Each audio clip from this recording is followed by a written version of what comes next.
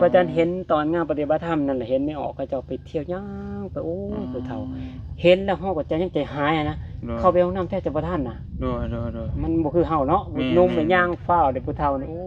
เพื่อสิไปได้เนาะแม่นก็เลยโอ้ก็พุ่นน่ะก็จมพุ่นนี่ก็จะโอ้อาจารย์ก็ตายแล้วแบบนี้ทางงานปฏิบัติธรรมข้างหน้าน่ะคุณร่วมเบิดโมเมนต์2 เฮกตาร์ได้บ่เนี่ยร่วมเบิดดินเบิดวัดเลยบ่ด้วย6 เฮกตาร์บ่6 เฮกตาร์โอ้6 เฮกตาร์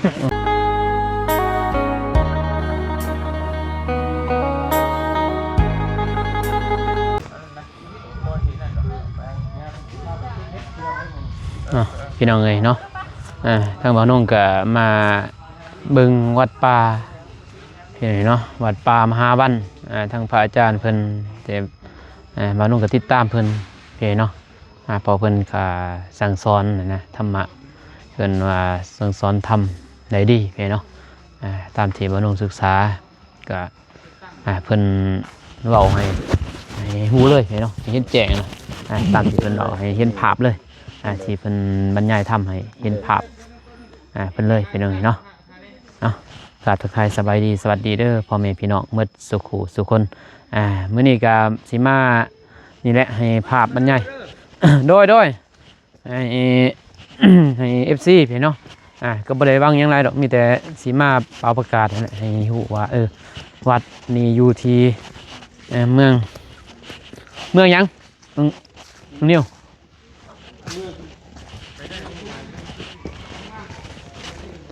เมืองซีโน่เนี่ยอยู่ซีโน่เนี่ยเนาะแต่เมืองจำพรมาเมืองปทุมพรมาอยู่กลางอยู่ป่าสงวนเลยเนาะ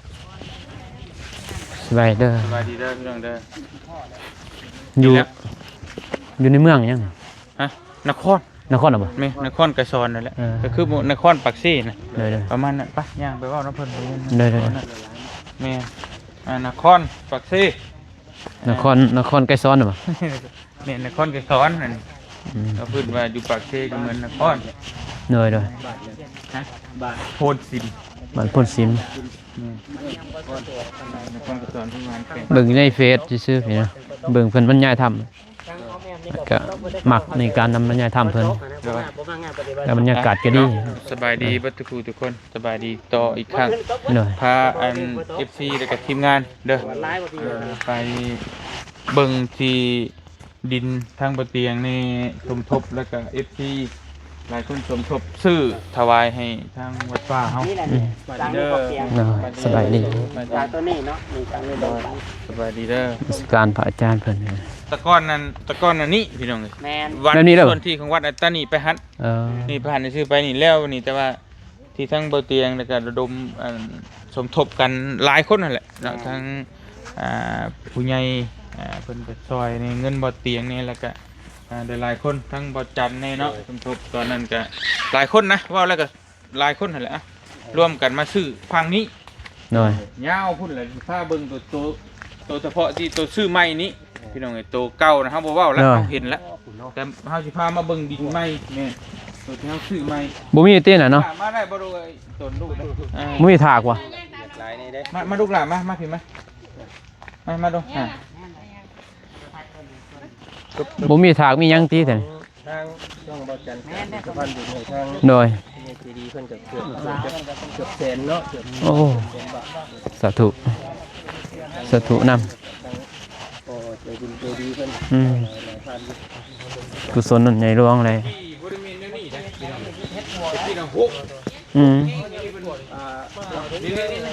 เดี๋ยวเบิ่งต้นสภาพไปฟังเนาะฟังเป็นตักแต่งเป็นขวดไปไม่ไปตกเป็นงาม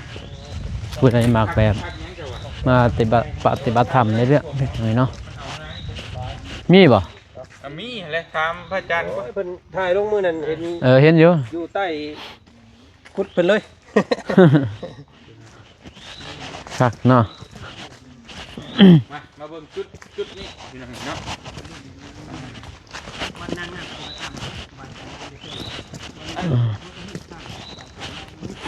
อันนี้ยังก่อนเนี่ย ก็งานปฏิบัติธรรมเมื่อกี้นี่เด้ อ๋อง านปฏิบัติธรรมเมื่อกี้บอลดินอันนี้ตะกอนมีแต่เฟื่องครูบาอาจารย์ญาติโยมนั่งเต็มหมดแล้วนี่เลยเต็มเบิดแล้วกันนี่บอลนี่นั่งครูบาอาจารย์นั่งไหว้พระได้ทั้งพระประธานนี่ครูบาอาจารย์เต็มหมดแล้วนี่ อันนี้แล้ว แม่น แล้วที่ว่าสุดเขตแดนซำนี้ ช่วงก่อนนั่นถ้าพอเตียงกันยางเลาะนี่แหละบุปลานี่แหละนี่ คือต้นตำรับมันน่ะแบบนั้น แม่น แต่เพิ่นกันเฮ็ดอันนี้นี่ทั้งวัดนี่เฮ็ดใหม่ได้เด้อเดี๋ยวครับทำความสะอาดนะคนไว้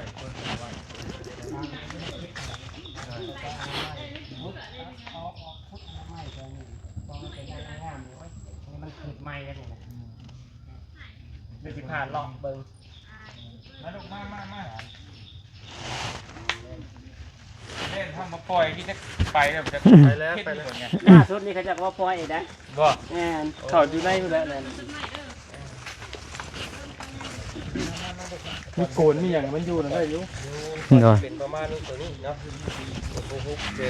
พุทธนะเป็นบูรณะใหม่ ก่อนสิกลับเพิ่นเนาะเอาบุญเอาศีลนำกัน เขาพรรษาได้เหมือนเต็มทีเพิ่นเนาะตามที่เพิ่นใหญ่ทำมื้อนึงเนาะเพิ่นว่ามื้อวานนี่บ่แม่นเพิ่นเนาะมื้อเขาสิแท้มื้อนี้เนาะเขาพรรษาอืม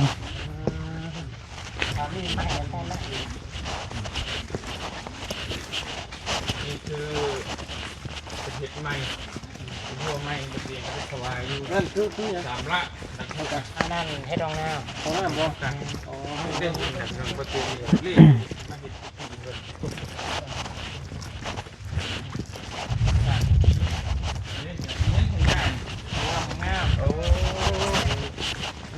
ไม่แข็งเหนียวไม่แข็ง ตัวนี้ใช่เฉพาะในงานปฏิบัติธรรมเลยเพราะว่างานปฏิบัติธรรมเขานั่งไหว้พระสวดมนต์ปฏิบัติธรรมอยู่นี่แล้วก็งานของงานอยู่นี่อันนี้เฮ็ดหาห้องกำลังเฮ็ดอยู่หันอีกหาห้องเลยเป็น10ห้องวันนี้บ่อนพระสงฆ์อยู่บ่อนนั้นบ่อนพระสงฆ์ใส่ซอยบ่อนนั้นเป็นญาติโยมเป็น10ห้องอันนี้เสานี่โยมเขาจะถวายมา โดย เฮ็ดเป็น10ห้องนี่หาห้องพุ่นนะ นี่ไว้เฉพาะแต่งานปฏิบัติธรรมเนาะ แม่นโอ้ยมันนี่ก็สิพุทธเอาเพิ่นงานปฏิบัติธรรมเมื่อกี้นี่นะตอนงานปฏิบัติธรรมเมื่อกี้นี่ผู้เฒ่าเนาะมีออกพระเจ้านี่ผู้เฒ่านี่เขาไปเข้าห้องน้ำโอ้ที่300 เมตรย่างไป300 เมตรจนแทบบ่ทันนะ โดย โอ้ทรมานผู้เฒ่าแห้งก่อนจะมาบ่ะกันเลยแบบตัดสินใจจบแต่ก่อนจักมูลค่า เป็นน้อง ต้นโตสาระให้เฮ็ดอันนี้แหละ เออ บ้านนี้ทางพวกทางรักแปดทำห้องมาก็เลยเอาเสามาไว้กระเบื้องเป็นคนที่สั่งมาเอาไว้อันเสานี้ครับไว้อันอินบ็อกซ์นะ โดย เป็นเจ้าภาพแต่ว่าเพื่อนให้แค่อันเสานี่ครับกระเบื้องเท่านั้นแหละไม่มีเจ้าภาพเป็นคน ตอนนี้ยังขาดยังครับ นี่นะมันมีแค่เสาครับก็อินบ็อกซ์นะครับปฏิบัติธรรมกับมาโลด8 มื้อ โดย 8 มื้อนักเรียนก็จะมาเป็นนี่พระอาจารย์ก็แลกครูบาอาจารย์สิมาเป็นเกือบ300-400เนาะมันบนคนพักเลย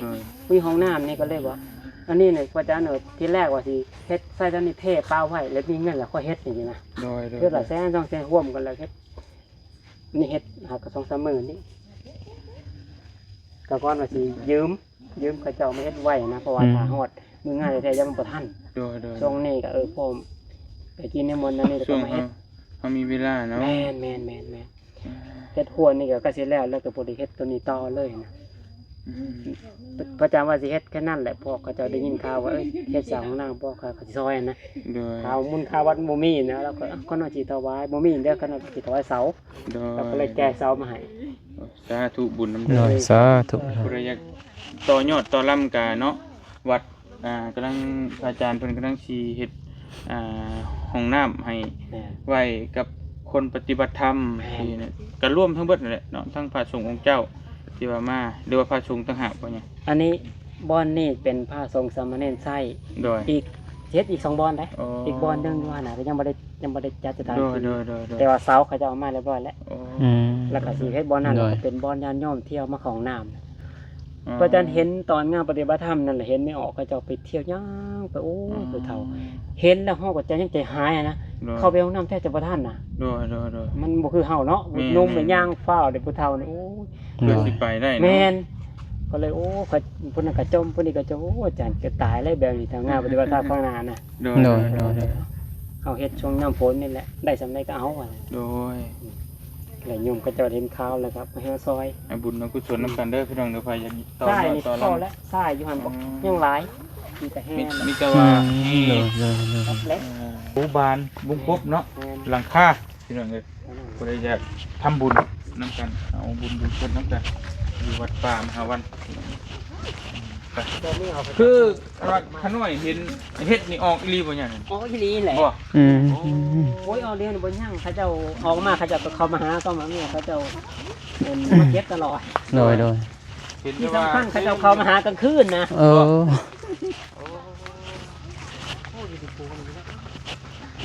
เออ ใช่ โอ้แต่ก่อนเห็ดออกหลายเหลือเห็ดปวงนะ โดย ช่วงฝนหนูตั้งวัดนี่ก็หาในเขาเขาเจ้าก็หาบ่เขาเจ้าก็แซมใส่บอลใดมันว่างคือ เอามานี่คุณร่วมเบิดโมเมนต์2 เฮกตาร์ได้บ่เนี่ยร่วมเบิดในดิน เบิดวัดเลยบ่ ด้วย พวกจ่าเลย 6 ลิตร โอ้โหปลูกกาแฟดิ เออบ่ได้ตีเขียนนี่ ปลูกกาแฟรวยเลย โอ้นี่ไม่ใช่งามเลยนี่ ได้นี่ เลี้ยงรวบๆในชื่อหนึ่ง เอามาบ่เนาะ โอ้แม่นบ่ แม่น โอ้ มาถวายให้เราบ่ เกินลูกพี่ เพราะทำไมบ่ได้สร้างรอบ่ลายมานั่นเนาะ แม่นลูกสาวเลย สาธุ สาธุ ส่วนน้ำกันเด้อพี่น้องเด้อ โดย ต้องผ่านเลาะเบิ่งหลายบ่ เนาะ ตั้งแต่พุ่นแหละโอ้พุ่นมาหอดประมาณไหน ตาลายทุ่มพกกันเนาะนี่เฉพาะเงินส่วนตัวบ่เตียงก็50,000คือละ50,000ประกันบ่คิดก็จะคนอื่นเนี่ยคือละ20,000 30,000คือละบางคนก็มีอยู่แต่50,000ทุกคนคือใช่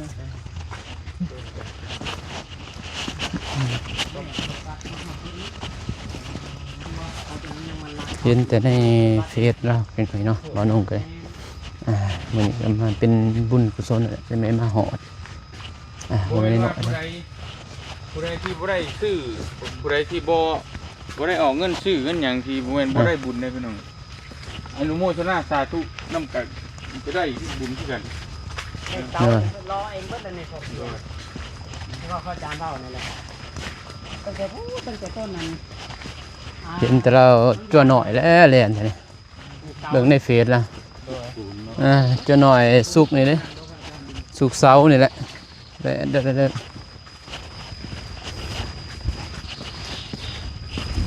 ะกี้นี่หกแบบนี้ตัวนั้นเป็นถนน โดย เพราะมันเป็นป่าสงวนเลยบ่น้องเอ้ยเข้าไปพุ่นน่ะเป็นป่าสงวนเลย มีเป็นเขตแดนนี่เนาะ นี่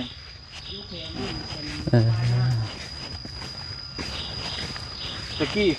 ตะกอนดึกดำบรรพ์ดีแล้วน่ะนี่พวกมันใหญ่เลยแต่ว่าเขารักครับ โอ้เขียนอยู่เนาะอันเนาะ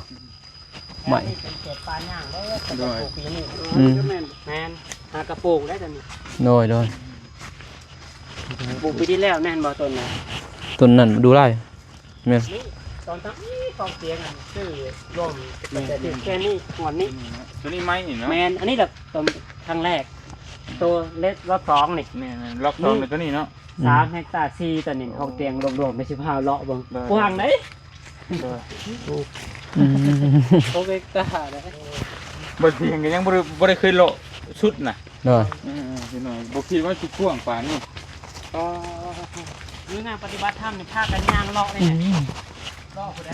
เดี๋ยวจะโกมกับเต่าอะไรฮะ6 ตา ก็ความคิดของส่วนตัวเฮาน่ะคิดว่าประมาณเฮกตาร์ปลายนี่แหละตัว มาเบิ่งเนี่ยเนาะถ้าบ่ได้มักแบบปฏิบัติธรรมนี่เนาะก็มาฝึกจิตได้เพิ่นนี่แต่นี่แต่ว่าน้องก็มักอยู่แต่ว่ามันไกลเนาะทางไกลโอ้แบบมักมาอยู่เลยเนาะนั่นคือพระอาจารย์เพิ่นว่าแหละบ่ว่าแต่มาอยู่แบบปฏิบัติธรรมเนาะแล้วก็หลายอย่างอยู่นะ สิ่งที่เฮาเมื่อยไปเนาะเอามานี่ก็สบายใจไปเลยเนาะแบบมันเย็นนะเย็นสบายเลยเนาะคนที่เฮ็ดเวียกหนักๆเนาะเขามาปฏิบัติธรรมได้เป็นยังไงเนาะแบบมานอนปิกนิกก็ได้แล้วแต่เนาะอาจารย์เป็นว่าเป็นวัดป่าเด้แต่ตัวนี้เนื้อที่ตัวนี้นี่เบาเตียงเพิ่นเนาะเป็นสะพานบุญเพิ่นว่าซื้อให้ทางวัดเนาะเพิ่นว่าธรณีสงฆ์เพิ่นได้ถวายให้ซื้อนี่แต่ทางผู้ใหญ่ใจบุญที่นำแน่เนาะมื้อนี้ทางบ้านนงก็มีทั้งแม่ดาพี่เนาะอยู่พุ่นแหละออสเตรเลียแต่เพิ่นเป็นคนไทยพี่เนาะเพิ่นก็พาเงินมาให้บ้านนงเป็นสะพานเพิ่นว่าเป็นสะพานบุญมาทำบุญนั่นแหละให้เพิ่นบ้านนงก็เลยซื้อน้ำพี่เนาะน้ำมาถวายเพื่อสิได้สุขได้ลาภให้เพิ่นนั่นแหละบุญกุศลไปฮอดไปถึงเพิ่นพี่เนาะที่เพิ่นให้ทางบ้านนงเป็นสะพานบุญในครั้งนี้มีแต่เหมาะเงินให้ทางบ้านนี้เพิ่นไปซื้อพี่เนาะ 1,000 บาทแต่ว่านู่นก็สิรวมนำเพิ่นอยู่กันเนาะเพราะว่าทิพย์เพิ่นก็เอาให้เงินบ้านนงกันเนาะ 2,000 บาทบ้านนงก็เลยเอาเงินจำนวนนั้นแน่จำนวนที่เพิ่นให้บ้านนงเนาะแล้วก็เอาไปซื้อน้ำกันกับทิพย์เนาะถ้าทิพย์เบิ่งก็ขอให้บ่บุญนำทิพย์เด้อแล้วก็เมดาเนาะไปเรื่อง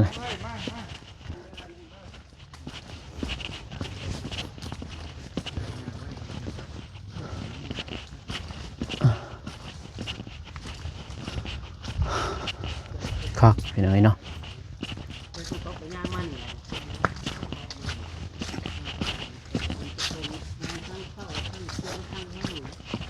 โดนทางนี้เลยก็เป็นไปหมดเลยบ่ได้เอาเจ้าของเพิ่นมานำจักสิฮู้อยู่บ่บ่จักหรอกกัดลงอันนี้เป็น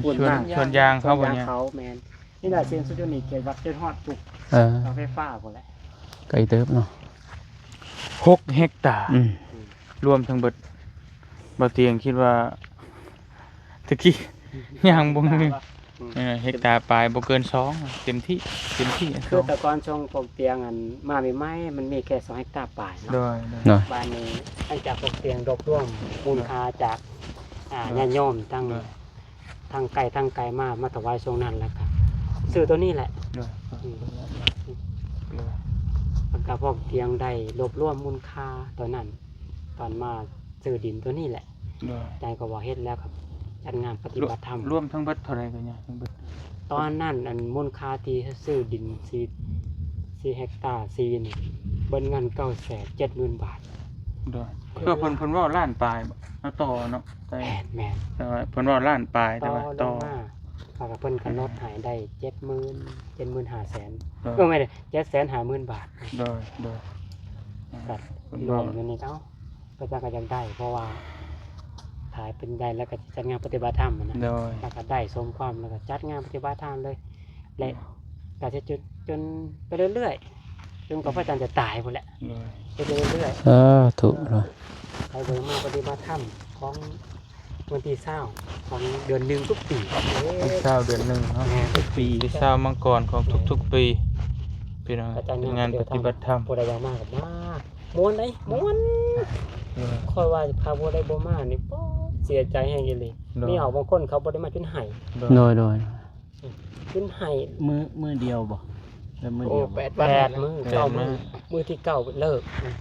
มีเอาเขาเจ้าบางคนนี่มาฮอดปุ๊บลงไปนี่มาปฏิบัติได้ 2-3 มื้อแล้วแบบมีเวียกทั้งเฮือนน่ะกลับมาเฮือนนี่ไห้มาทำมันอย่าบ่อยากมื้อน่ะโดยม่วนเด้คนหลายมันปฏิบัติธรรมแล้วมันม่วนอิ่มเด้เห็นอยู่มันอิ่มบุญนี่แหละแบบว่าเฮาเห็นแล้วมันปิติใจนะจังมันเหลือใจแฮะย้อนก็จะมาปฏิบัติธรรมโฮมาแต่ไสหลวงพ่อบางหลวงพ่อบางสุดขอบบางแม่ใต้ก็จำปาซักน้อยสอนในเขตเฮาก็มาประจำอยู่แล้ว ทั้งเซโนทั้งเซโปน เนาะ ปฏิบัติธรรม บ่เตียงก็อันนี้พี่น้องก็ถ้าว่านี่เฮามีเวลาประกาศคือกันกับเฮาประกาศอันให้ปไตยปิฎกก็คนก็สิมาหลายได้แต่บ่เตียงก็บ่มีเวลาเข้ามาพี่น้องเดี๋ยว ผู้ใดจะถามว่า ถ้ามีงานใหญ่ๆเดี๋ยวยาชงบอกเขาหน่อยแน่เพื่อสิมา จะให้มาทายถ้ำ แจ้งถ่ายคลิปแจ้ง เพิ่นบ่ฮู้ ออกตนญาติโยม แม่น เพื่อเพิ่นอยากมาแต่ว่าเพิ่นบ่ฮู้ว่า เนาะ มีงานหยังนี่ แม่นแม่น ประมาณนั้นนะ ช่วงนั้นเราอาจารย์เตรียมงาน โดย เตรียมงานเฮ็ดงานปฏิบัติธรรม3 เดือนเลยเพราะว่ามัน6เด้ เนาะ พวกเตรียมมากฮู้ตัวมัน6จังได๋นี่ เดี๋ยวนี้เลย แม่นทั้งคุดอาจารย์ว่าคนอย่างแท้จะบ่นอนเว้นเลย โดย ชั้นเขาแรกไปคุดต่อไปก้นไปอนามัยเฮ็ด ได้ ปฏิงานปฏิบัติธรรมนี่และอาจารย์หลังจากเห็นงานคนมาปฏิบัติธรรมนี่อาจารย์บ่เมื่อยเลย เนาะ แบบ อิ่มใจเนาะเนี่ยเนาะ ว่าจังซี่แล้วถ้าคอยตายตอนนี้เขาก็ภูมิใจแห้งนะคุ้มแห้ง โดย เนาะ นั่นคือเป้าหมายของการสร้างวัดของพระอาจารย์ก็คืออยากให้คนมาปฏิบัติธรรม โดย จะมาพักผ่อนโดยเฉพาะญาติโยมมันมีเวียกมีงานหลายเนาะ โดย แต่บานนี้พอมาพักผ่อนบางคนเฮ็ดเวียกราชการบ่เป็นผัวเป็นเมียเป็นตำรวจเป็นเจ้าขาแม่รายมันเมื่อยเด้ เนาะ พอกเมื่อยหมดแหละแต่มาปฏิบัติธรรมแล้วมาไหว้พระสมานั่งสมาธิภาวนามันอยู่กับตัวเองมันมีความสุขเลย โดย ไม่เอาอะไรเราจนหายเมื่อยจังว่าหายคนไหนบ่อยากเมื่อยจังมันจำเป็นแฮงเห็นนะก็เลยเมื่อยบางคนบ่ได้มาจนหายจังว่า โดย ล่าสุดไม่ออกอยู่เซโนมาซอยเวียกพระอาจารย์มาเฮ็ดฝังปวนตั้งแต่พูดมาเฮ็ดฝังมาอยู่อาทิตย์นึงมื้อสุดท้ายเราเมื่อยเราหายเลย เนาะ เราบ่อยากเมื่อย โดย เราบ่อยากเมื่อยโอ้เราเสียใจแฮงบาดนี้มื้องานแห่ปฏิบัติดอกแหละ โด มัน ย บอกให้เราส่วนมาเด้อมาร่วมงานปฏิบัติมาแห่ปฏิบัติดอกเด้อแล้วก็มาซอยงานพระอาจารย์นี่เด้อบาดนี้มื้อนั้นน่ะอันหน้าเล่าบัดขั้นขาดนะ เนาะ คันหน้าขาดแม่ก็บอกอีลาไปป้านคันหน้าให้แม่แน่ว่าซั่นนะมันน้ำไหลผ่านหน้าเฮาเลยซั่น โดย นางสีมานี่กับปานเกียมเครื่องมาแล้วหายไหม เหลือใจแห้งไม่รู้นะมันอินนะเรา เนาะ แต่เฮามาอยู่ในบ่เตียงมาตลอดนี่มาแล้วลูกก็ฮู้สัมผัสได้นะ ว่ามันคล้ายๆว่าเฮาไปอยู่ในเมืองในบ้านในหยังได้ก็แล้วแต่ในห้านค้าหยังก็แล้วแต่มันวุ่นวายเนาะมันวุ่นว่ามันรู้สึกมันเสียงคนจ้อๆมันวุ่นแหละบางทีเฮาบางคนน่ะอยู่กับสิ่งนั้นซ้ำๆมันเบื่อหน่ายมาพอมาอยู่หม่องมันสงบแบบมันมีความสุขนะ กินหยังก็ อี อก อก แบบแม่นมันแบบสติเฮาก็มาแบบคิดหยังก็ทะลุปุโป่งไปเบิดน่ะประมาณนั้น กลางคืนมันเงียบมันสงัด ด้วย เฮานอนมันอิ่มไว้นะสังเกตเวลาบอกเคยมันไปนอนอยู่เถียงนาบ่เคยบ่ ด้วย เวลานอนเถียงนาแบบนั้นแหละมันเงียบบ่มีเวลากวนนอนหัวจักอิ่มไว้เนาะ อืม บางคนเนี่ยนอนตั้งแต่หัวแรงตื่นเช้ามา6 โมงตื่นนี่มันนอนแซ่บเด้ เนาะ นอนแบบนั้นเลยพอไปนอนเลยแหละ ธรรมชาติเนาะพี่น้อง แต่ก็บ่ให้เว้าเสื้อดอกให้มาเบิ่งก่อนให้มานอนเบิ่งก่อน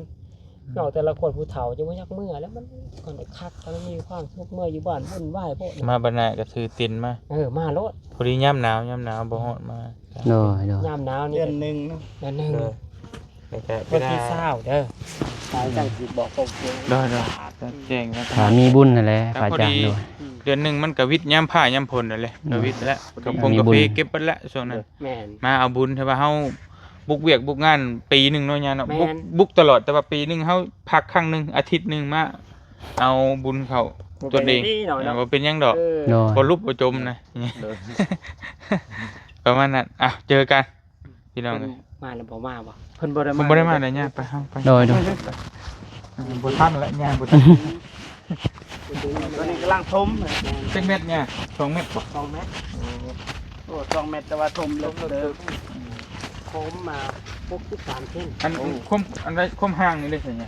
ทางนี่บ่เมตร50โดยบางวันก็จะน้อยเนาะบางทีก็น้อยโคตรนะบางทีก็ยาวบางทีก็บ่ฮอดนี่สินะ โดย ก็บ่ได้ว่าเอาผักนี่ปานนั้นเนาะ แม่นบ่ได้เป๊ะๆๆ เล็กๆน้อยก็บ่เป็นหยังปกติมันสิหกประมาณนี้มันเป็นปลาเหล้า ก่อนนี้ยาวบ่ได้อยู่นี่นะอันนี้คงปฏิบัติธรรมนี่ แล้วหอกกระแตกระแจ้วแล้ว หลายเด้อ บ่เตียงเคยเอาเล่นเนาะหยังมาปล่อยจักสิอยู่หรือบ่อยู่หกนั่นแหละ น่าจะนี่ อันช่วงย่ำแรกเมื่อกี้นี่เขาจะเห็นจนเห็นแรกนะคือน้อยว่า บ่ แม่ คือสิแม่นบ่ มันยืนอยู่นะคู่เอาว่าซั่นนะคือน้อยเห็น แม่นดีมันดีเนี่ย เห็นไงก็เป็นทำตามนี่มันเป็นให้กบเปียกแหละคือ โดยถ้ามีตะนางใส่เนาะเนี่ยเนาะตะไคร้ใส่นี่คือสิคักอ้อมไว้ หลังจากเช็ดหัวในแม่นี่เขาจะสิปล่อยน้ำยุ่ง โอ้ ต้องโตได้นะ โอ้ บ่ไปบ่ ย่ามีแผนว่าสิอ้อมตะไคร้บ่ดูว่าบ่อ้อมเลยเออเด้อ ให้ที่จะเช็ดหัวนี่หัวไม่เขาไม่เขาจะมาต้นไม้กระจางเฮ็ดนะตรงที่ มีที่จะแซ่บไปพุ่นอีกเด้อบัด อืม แซ่บไปพุ่นอีก หอดทางเลยบ่ เด้อทางเฮา อ๋อ ให้ว่าเขาจะเอาไฟฟ้านี่แหละกระจายเทศหั่นนี่แหละแก้คอหั่นห่อทางฟ้ามาจากพ่อนี่กับกุ้งเฮ็ดเมื่อวานนี่อันนี้ โดย กะสิใส่ตอนนี้แหละเล่นกดไฟตัวที่หายางมากินแล้วกันแล้ว บ่เตียงย่างที่เฮาย่างมาพี่เนาะย่าเนาะมันจะพี่มานี้เนาะ บ่แม่น ตะกี้น่ะ บ่แม่นได้ บ่แม่นบ่ เดี๋ยวนั้นอาจารย์ บ่ เฮายางบ่ได้ผู้เฮายางเลาะเอาไว้ตะกอนเอามาพูดได้เอามาบ่แม่นเอานี่ยางมานี่แม่น ตอนแม่นนะเฮาอะไปตะกี้แล้วย่างพาลัดไปหั่นเด้ แม่นมา เนาะแม่นไปพุด ใส่ฝามาเส้น ไปนี่เฮาบ่ไปแล้วบัดเนี่ยบ่ เพราะบ่มีทางออกได้ อ๋อ โอ้ ด้วยสิรอดนำบักจำนี่ก็ได้มาขึ้นมาจังนะ เนี่ย จะได้เพิ่นเนาะ จะได้บาท ออกนอกไป มันจะง่ายกว่า อืม อย่าให้มันเห็นโค้งพี่เลยนะให้มันเป็นหอบวัดเลยนะ วันนี้มันวางไปแล้ว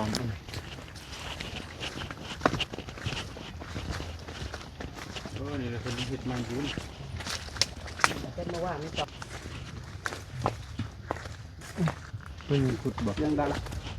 ผู้ใดว่างก็ถึงมาบางนามันนี่คือที่ท่านเลยแหละ โดย เอาผ้าอีโต้มาเอายังมากอะมาทางซอย ซอยเนาะ เอาได้บุญเลย โอเค ก็โผล่มาคือป้านี่ ได้อยู่ มาซอยนี่ แม่นนี่ก็แม่น นี่บ่เจอ เอาคือว่ารอล้อมตะนั้น คันบ่ให้งัวเข้ากันนะ บัตรตัวนี้เด้ อันนี้เป็นแมนเพื่อมาทั้งแล้วเลยนะตั้งไว้ เพราะว่าซุ้มนี่เนี่ยมันซื้อใหม่เลยบ่เจ็บ โดย ว่าตัวนี้ตัวเก่า เดี๋ยวนี้ก็บอก แม่จะให้ชีวิตเป็นบอลจอนสาธารณะ อ๋อไม่ชวนชาได้ไง อืม โอ้ทางนั้นนี่บ่ให้ง่วงเข้าเนาะทางหน้านี่บ่อ้อมบ่พระอาจารย์ พ่อ ปาเลย ทางกล้วยสาธารณะเข้ามาสาธารณะก็ต้องง่วเขาได้ไฟเข่าก็ได้นะยังเข่าก็ได้ โอ้หลักไปครับที่ ไฟนี่ก็เข่าไหม้เลย เอาไม่ เดี๋ยวมีแต่ระดมบัดทุกชิ้นทุกอย่างนะแรกๆมันไม่ได้มีอย่างนะ ไฟนี่ก็ ไฟเข่าไหม้มาแต่พุ่นเมนไปด้วยเนี่ยทั้งรักทั้งอย่าง หลายร้อยเติม ประมาณจักหลักแต่หน่อยทางนี้ว่าเขาเมื่อยเลย ฮะ พอเคลียร์ท้อง ด้วย เศษวัดเดี๋ยวนี้ ด้วย จากนี้ไปทุกข้างนึง ข้างนี่ก็เฮ็ดไหม ทางเทศไหม เป็นไง ตั้งแต่นี่ลงไปใน8 เมตรเนี่ยตั้งแต่ต้นกระจ้านะ ด้วย แยกนะแม่นแล้วนะนี่8 เมตรนี่เขตวัด ด้วย แม่นปั๊บแถวนี้นี่เห็นบ่ละกวน ด้วย เสา ทางนี่ก็เฮ็ดไหม แม่น เพราะว่าตะกี้เนี่ยบ่ได้มีอย่างนะมีแต่บ่อเตียงเบิ่งคลิปเก่าๆนะ บ่คือว่าสิได้มาหอดได้ เลย เห็นแต่ในเฟซเราบ่คือ ว่าเจาะเข้ามาชื่อดิเจาะปลาเข้ามาชื่อดิ แม่น เลย เห็นแต่ใน สบายแล้ว เห็นแต่ในเฟซอาจารย์นี่ก็บ่คือว่าสิได้มาหอดว่ามึงน่าแตก ไฟนี่ก็เข้าไม่ตะกี้บ่ได้มีหยัง เลย ใช่แต่โซล่าร์เซลล์หินอยู่นี่อันนี้ก็โอ้มันง่ายนะไปสิมาก่อน ทุกสิ่งทุกอย่างเนาะ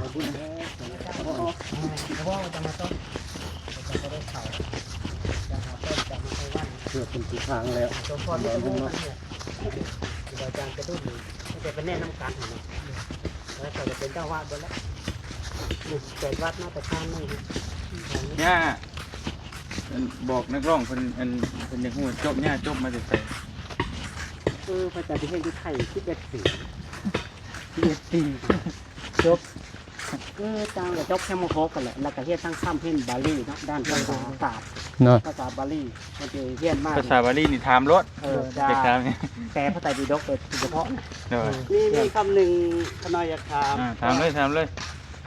ได้ยินเขาเว้าแต่ว่าเขาบ่ฮู้กิริโอตตปะ คือลิเนี่ยบอกความละอายตัว มัน กระบา คือหยังอธิบาย นั่นแหละให้ย่าเพิ่นอธิบาย คือลิเดี๋ยวบอกความละอายนะอายชั่วโกบาปนะหมายความว่าบ่เฮ็ดบาปผู้ที่ชั่วบ่เฮ็ดบาปในที่ลับย่านแต่ย่านคนอื่นฮู้ยกเว้นเห็นอยู่นะแต่ย่านอยากให้เจ้าฮู้ขอเฮ็ดความชั่วบ่นั้นแต่นั้นแต่นี่ย่านนะ เนาะ โอตปะแต่ว่าข้ามเคียงหมายความว่าย่านถ้าเฮ็ดเป็นแล้วขอจะที่คุกตกนรกจะถือกระเจ้าตำนี้เรียกว่าเฮ็ดไปแล้วมีคนถูกจำคุกนี่สินะโอตปะนี่แต่ว่าย่านโดยยำเหมือนแมงวันนี่บ่กล้าไปจับทานไฟ เนาะ จะมันใหม่ใช่นะ คล้ายๆว่าเฮาฮู้ได้ว่าอันนี้มันผิดเฮาก็ได้แบบบ่เฮ็ดข่มใจไว้ก็ว่าแม่นนะเนาะข่มใจบ่ให้ ต้อง ให้ไป เห ฮ็ด มือนกับว่าของสกปรกเนาะของเหม็นนี่ โดย บ่อยากเอามือไปแตะ โดย เนาะเป็นเหมือนอาจมเขามา แม่นๆ ต้นเทียบนะ เนาะ เหมือ เนาะ นอาจมเนี่ยบ่อยากเอามือไปแตะเอาตีนไปแต่มันเหม็นมันหยาดไปนั่นแหละ อืม รังเกียจเอื้อนโอตปะกับแบบนั้น เข้าใจ ย่าน บ่ พระเจ้า ถ้าเฮาปฏิบัติได้เด้ทั้งซองเป็นอะไร ถ้าเฮาปฏิบัติได้แล้วเอื้อนว่าถ้ำสองขอนี่เป็นถ้ำของเทวดา มันจะมีบทสูตรมงคลหนึ่งบทหนึ่งว่าฮิเลโอตปะสัมปันนาสุกะธรรมะสมาหิตาสันโตสัพพุริสาโลเกเทวาธรรมาติวุจเจเล เป็นคาถาของเทวดาก็ว่าได้มันบุคคลพูดถึงพร้อมตัวฮิเลโอตปานะละถ้ำอันดำประพฤติถ้ำอันขาว เทวทัตตาบุรุษทั้งหลายเอื้อนว่าเทวธรรมพวกลากสดพวกผีน้ำเสื้อน้ำอยู่ในน้ำนี่ถ้าผู้ไรท้องได้ยินคาถาให้แล้วเขาจะบ่แต่ต้อง คนโบราณในเวลาเขาจะสิอาบน้ำเขาจะต้องฮิโรตปะสัมปนาสุกะธรรมะสมาหิตาสันโตสุปริสาโลเกเทวาธรรมติวเจเลโดดลงน้ำมันจะนี่อยู่ในชาดกอยู่ในปฏิบัติดกเล่มที่เศร้าเจเพิ่นถามถามรถต้องใหญ่ตอบได้เบิด แล้วก็อันพวกนี้เนี่ยถ้าคนเขาจับคนไปเนาะพวกคนใบมักเลนน้ำนี่ผีเสือมันมียักษ์อยู่น้ำเนี่ยเขาจะจับไปแล้วเขาจะถามว่าเจ้าฮู้จักเทวธรรมบ่ไว้ไหน โดย เนาะ จักเทวธรรมบ่ถ้าคนไหนบ่จักเทวธรรมเขาจะกินถ้าผู้ใดฮู้จักเขาจะยกเว้นมันมีอยู่ในชาดกพระพุทธเจ้าเกิดเป็นลูกกษัตริย์เนาะ โดย เขาเป็นในป่าก็มีน้องชาย2 คนให้น้องชายเนี่ยไปอาบน้ำไปเอาน้ำมากินน้องชายเพิ่นก็ลงไปโดยที่บ่วิจารณานะน้ำมันอยู่กลางป่า โดย ยักษ์อยู่นะจับลงไปก็เลยถามว่าเจ้าฮู้จักเทวธรรมบ่จักก็เลยจับไว้อยู่บ่ทันกินก็คนที่2คนที่3ว่าสิสุดท้ายมันไปถามพระโพธิสัตว์นะผู้ที่ประเภทเป็นพระพุทธเจ้านะก็เลยถามว่าเจ้าฮู้จักอันเทวธรรมก็ฮู้จักแล้วก็ปฏิบัติพุทธได้เพราะ โดย มีหยังแน่ก็บอกให้ฟังมีโอตตปะสัมปันนาสุกะธรรมะสมัยประจำวันบุคคลพูดถึงพ้องโดยฮิริโอตตปานะละถ้ำอันดำก็คือถ้ำดำก็คือหมายความประพฤติทั้งซัวทั้งกายทั้งวาจาทั้งใจ แต่ว่าถ้ำขาวก็คือประพฤติความดีทั้งกายวาจาใจว่าไงละความซัวแต่ว่าความดีนะ เนาะ อันบัณฑิตทั้งหลายเอิ้นถ้ำนั่นว่าเทวธรรมแต่ว่าฮิริโอตตปาเนี่ย2 ข้อนั่นแหละถ้ำผู้ที่เป็นเทวดาก็ยังไงถ้ำ2 ข้อถ้าผู้ใดมีถ้ำ2 ข้อนี่จะไปเป็นเทวดา ก็คือเฮาหะละซัวมาทำดี ประพฤติทำความดี เทวดาทั้งหลายเอิ้นถ้ำนั่นว่าเทวธรรม